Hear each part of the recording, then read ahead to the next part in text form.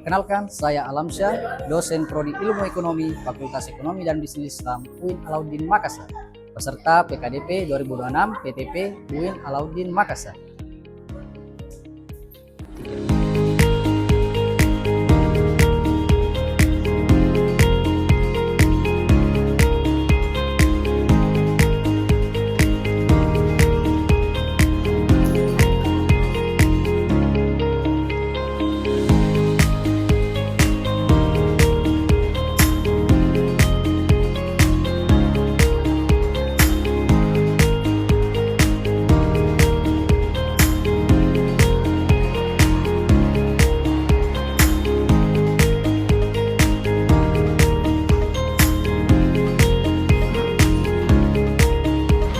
Baik, Assalamualaikum warahmatullahi wabarakatuh. Waalaikumsalam warahmatullahi wabarakatuh. Bagaimana kabarnya hari ini adik-adik? Ya, jadi sebelum kita mulai perkuliahan kita hari ini, ada baiknya ya kalau kita mengawali perkuliahan kita hari ini dengan berdoa dulu sesuai dengan keyakinan masing-masing. Jadi untuk sejenak mari kita berdoa. Berdoa dimulai.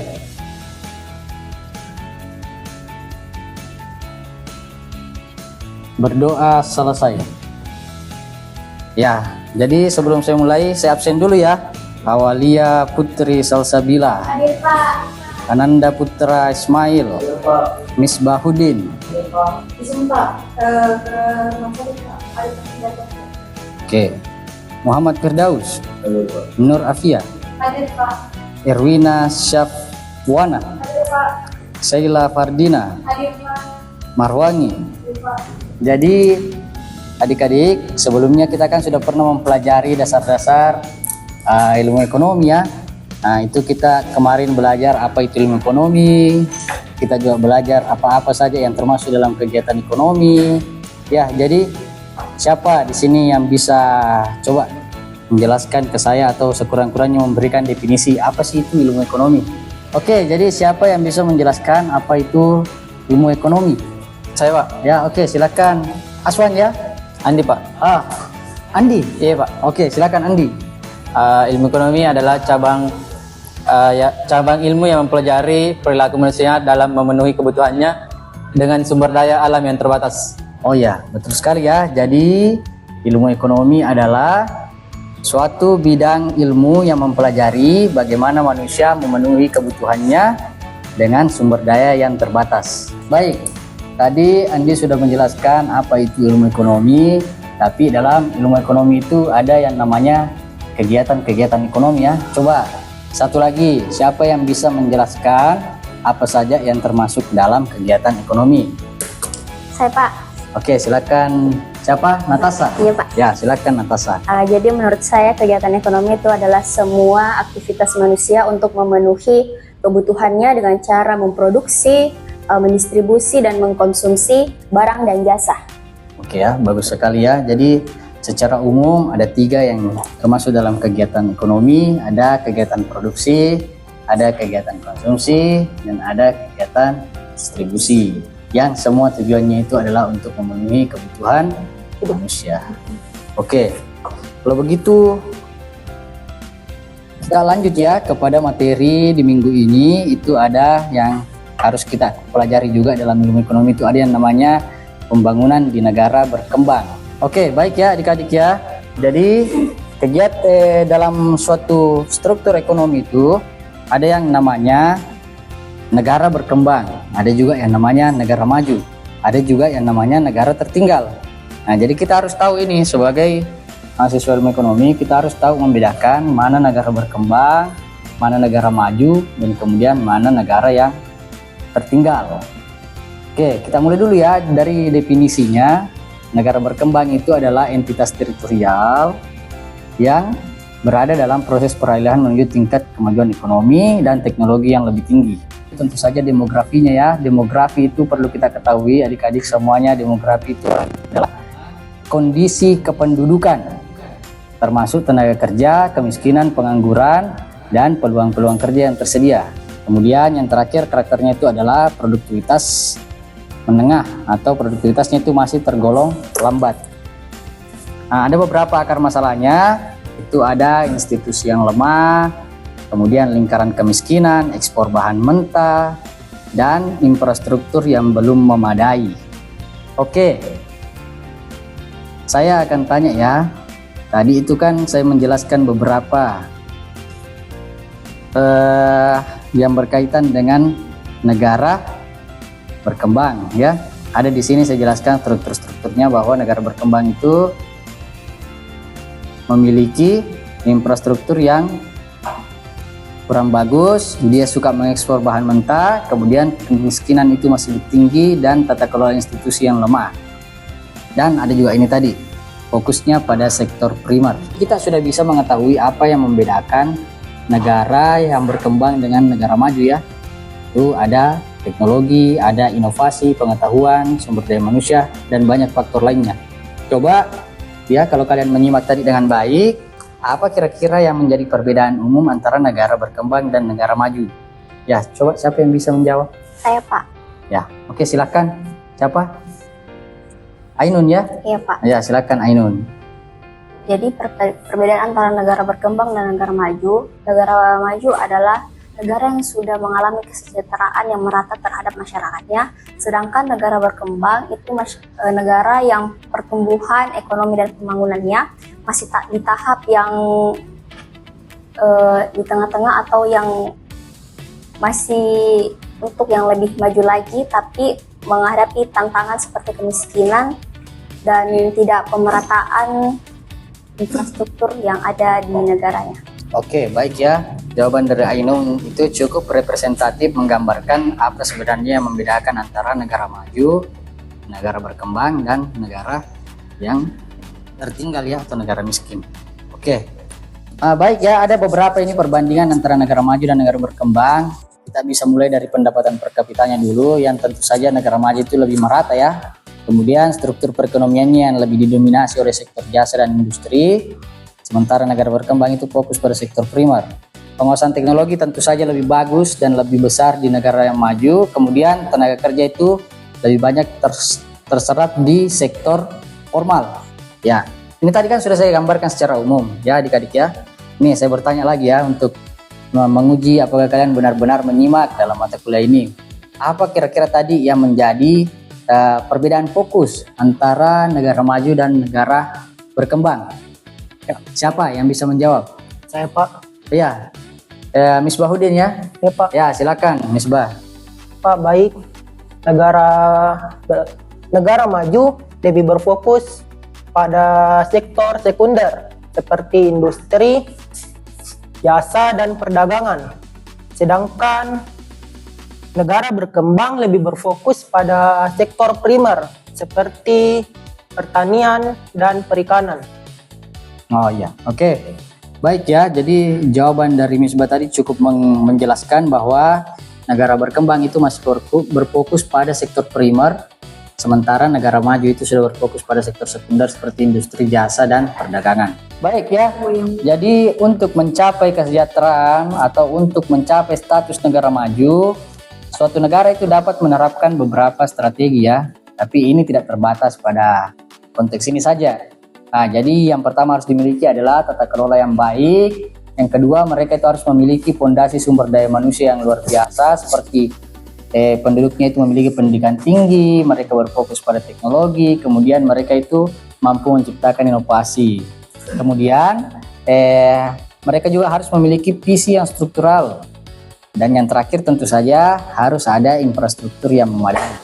Nah, tapi ini kan hanya beberapa dari banyak faktor ya. Coba ada tidak yang berani mengungkapkan apa saja kira-kira faktor-faktor yang bisa mendorong suatu negara itu untuk menjadi negara maju? Siapa? Anda? Saya, Pak. Siapa? Nur Aisyah. Ya, silakan Nur Aisyah ya. Oke. Jadi, peningkatan teknologi dan inovasi dalam kegiatan ekonomi dapat mendorong negara berkembang menjadi negara maju karena mampu meningkatkan produktivitas, efisiensi, dan kualitas hasil produksi. Dengan adanya teknologi modern, proses produksi menjadi lebih cepat dan biaya dapat ditekan, sehingga daya saing di pasar global menjadi meningkat.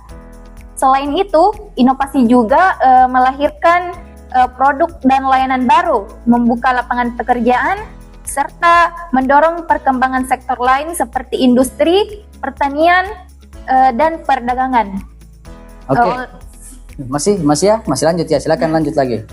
Oleh karena itu, teknologi dan inovasi menjadi kunci penting dalam mempercepat pertumbuhan ekonomi suatu negara. Oke, terima kasih ya atas jawabannya ya. Jadi cukup banyak tadi faktor yang dijelaskan oleh Ainun, itu semuanya bisa mendorong suatu negara untuk menuju status negara maju. Ya, jadi kelihatannya adik-adik ini sudah betul-betul menangkap dengan jelas ya apa yang berusaha saya jelaskan tentang pembangunan di negara berkembang ya. Jadi antara negara berkembang dengan negara maju sudah bisa membedakan dengan baik. Sekarang kita studi kasuslah dulu sedikit. Jadi kalau ada suatu negara, misalnya negara A, ini negara A ya, negara A, kemudian ada negara B. Negara A ini punya inovasi dan teknologi. Tapi sayangnya dia minim sumber daya alam.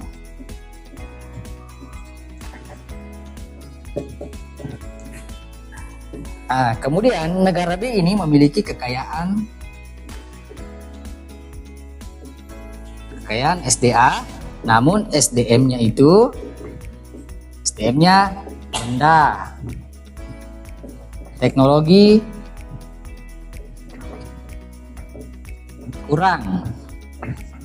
Ya, jadi saya mau adik-adik ini coba tolong jelaskan dulu ya, kaji dulu versinya masing-masing. Kemudian nanti ada satu atau dua yang menjelaskan tentang bagaimana kira-kira kedua negara ini jika sama-sama start membangun. Bagaimana masa depannya mereka di misalnya 5 tahun atau 10 tahun yang akan datang.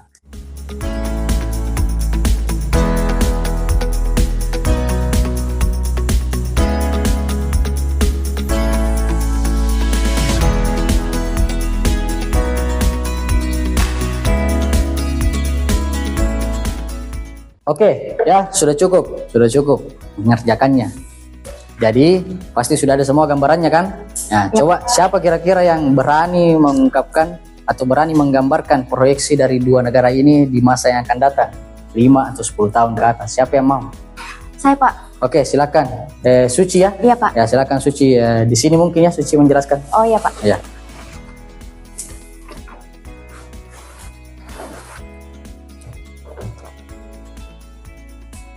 Jadi contohnya tuh seperti negara Singapura dan negara Indonesia, yang dimana negara Singapura itu unggul di teknologi, sedangkan di sumber daya alamnya itu minim atau seadanya saja. Nah, proyeksinya tuh seperti apa? Pertumbuhan ekonominya itu kuat, stabil, dan berkelanjutan. Alasannya karena mampu memanfaatkan inovasi untuk menciptakan produk yang bernilai bertambah tinggi dan serta bahan baku yang substitusi sehingga tidak ketergantungan kepada alam. Nah, selanjutnya tuh negara Indonesia yang dimana kaya akan sumber daya alam tapi minim di teknologi. Proyeksinya seperti apa? Itu seperti pertumbuhan semu, rapuh, dan berisiko tertinggal. Alasannya yaitu karena terlalu banyak mengandalkan ekspor bahan mentah tanpa pengolahan. Sehingga ekonominya tuh sangat rentan terhadap guncangan harga pasar global dan kehabisan sumber daya. Jadi di sini itu dari negara Singapura itu penguasaan teknologinya itu menentukan daya saing jangka panjang, dan juga negara yang menguasai teknologi akan mandiri berkat kemampuan substitusi, sementara negara yang hanya mengandalkan bahan mentah akan tertinggal. Seperti itu, Pak. Oke, terima kasih banyak ya atas Pak. jawabannya Suci, sungguh-sungguh sangat representatif. Oke, silakan duduk, kita beri aplaus dulu untuk Suci. Oke adik-adik ya, tadi kita sudah membahas mengenai negara maju, negara berkembang, perbedaannya, kemudian faktor-faktor yang bisa mempengaruhi Nah, jadi mungkin tadi itu saya mengajukan banyak pertanyaan itu untuk menguji ya, sesuai dengan apa yang hendak kita capai dalam mata kuliah ini. Itu adalah mahasiswa mampu menjelaskan kembali atau memahami dan menjelaskan kembali tentang perbedaan antara negara maju dan negara berkembang. Jadi mungkin tadi itu semua jawabannya itu bagus, representatif, dan sungguh-sungguh ya mencerminkan kalau kalian itu betul-betul menyimak selama saya menjelaskan dalam mata kuliah ini. Jadi minggu depan kita akan membahas lagi perencanaan pembangunan ekonomi. Nah, ini juga penting ya, setelah kita mengetahui negara berkembang, negara maju, selanjutnya kita harus membahas bagaimana kita bisa merancang suatu pembangunan yang terstruktur. Ya, jadi adik-adik, seperti tadi sebelum kita menutup perkuliahan, ada baiknya kita berdoa dulu lagi karena sudah menyelesaikan mata kuliah hari ini. Jadi silahkan kita berdoa sejenak ya menurut agama dan keyakinan masing-masing. Berdoa dimulai. Oke, berdoa selesai. Ya, jadi cukuplah pertemuan kita untuk minggu ini. Mau dikasih tugas tidak? Oh, tidak ya? Oke, kalau begitu nanti di pertemuan-pertemuan selanjutnya saya kasih tugas ya. Ya. Jadi cukup untuk hari ini. Terima kasih atas kehadirannya adik-adik. Terima kasih atas perhatiannya. Saya ucapkan terima kasih sekali lagi. Assalamualaikum warahmatullahi wabarakatuh.